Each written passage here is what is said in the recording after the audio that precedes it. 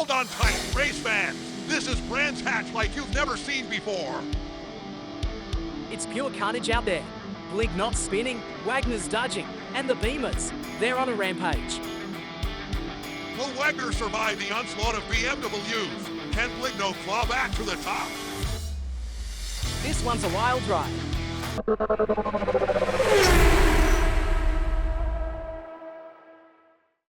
Buckle up, race fans! Today, we're coming to you from the iconic Brands Hatch circuit, where Scare Racing has doubled down with 2 drivers on the grid.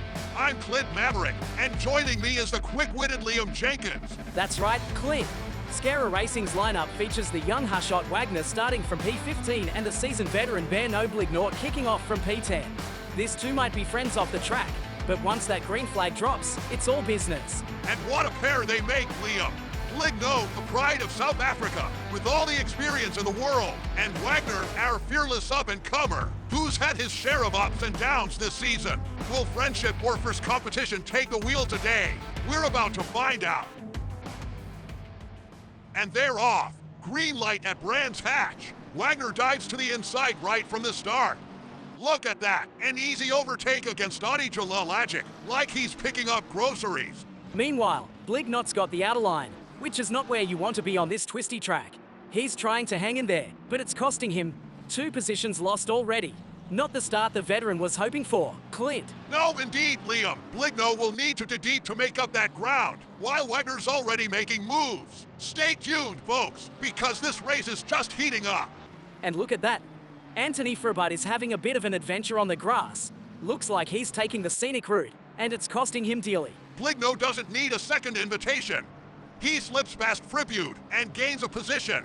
That's 1 spot back for the South African veteran. Absolutely, Clint. Blignot's not wasting any time recovering from that start.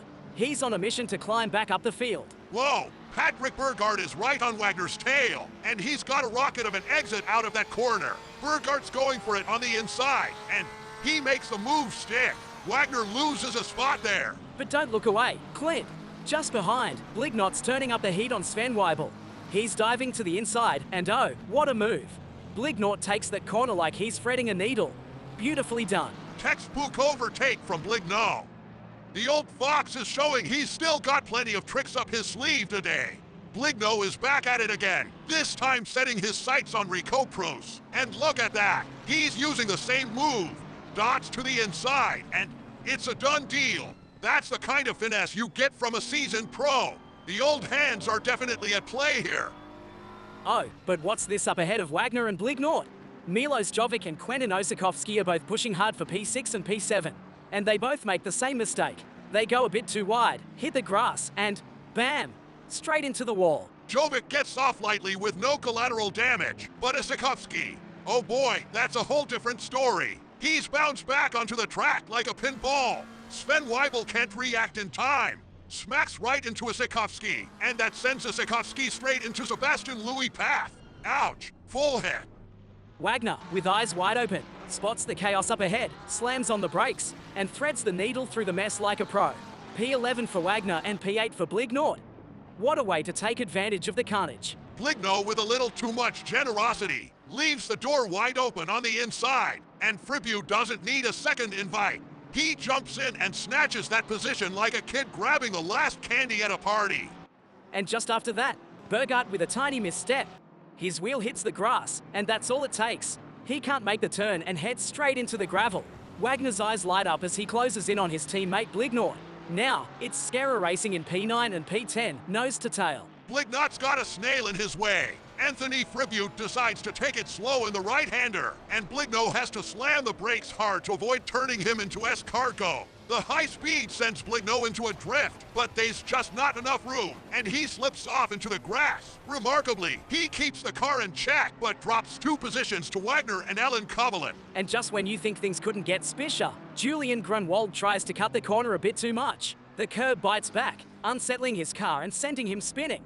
Now he's facing the wrong way, watching the midfield zoom by. Wagner slips through and gratefully takes another position. Oh boy, Hanspeter's having a bit of a wobble in the corner, losing speed, but Rico Proust behind him. He's not having any of it. Like a bulldozer on a mission, Proust shoves Peter right off the track. Those heavy-duty BMWs, they're built like tanks, I swear. And with that fracas, Frobot sees his chance and sweeps past them both like it's an afternoon stroll. Realizing he's not in some kind of armored combat game, Proust hits the brakes and graciously lets Peter back through. But look who's sneaking up now. It's Wagner. He's caught up to the two BMW bruisers and takes the opportunity to pass Bruce as well. But Proust is definitely not amused by that move. He gives Wagner a little nudge, just to let him know he's not too pleased about getting leapfrogged. Proust, still scratching his head over that whole fiasco, seems to have lost his compass out there. Out of the blue, he takes a detour onto the grass, like he's going for a picnic or something. And look at that. Cub Valen and Blignort don't need a second invitation. They breeze right past him. But something tells me, Clint, that this won't be the last we hear of Proust today. I've got a feeling there's more mischief in store. What happens when you've got a BMW behind you? Well, buckle up, folks, because it's a recipe for two broken Ferraris. Wagner just lost his battle with Kovalin, and now it's Bligno right behind him with Proust lurking in the shadows like a BMW-shaped wrecking ball. Here they come into Druid's corner, and Proust, oh, he's going for it. Gives Blignort a heavy notch from the back, and Blignot's spinning like he's auditioning for a figure skating competition. Wagner barely avoids his teammate by millimeters.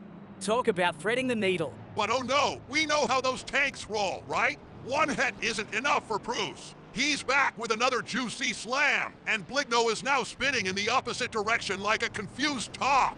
Wagner gets caught in the chaos, gets pushed into the grass, and Bligno, like a gentleman, drives off the track to avoid turning this into a full-blown demolition derby. He's waiting for the traffic to pass to rejoin the race. And Proust? Well, he's decided to do his own victory lap on the grass, probably waving to his adoring fans. What a show. After this mess, Wagner's holding on to P8, while Blignot's all the way back in P14. What a disaster. Bligno, proving he's not one to stay rattled for long, shakes off that BMW-induced chaos and locks back in. And look at this.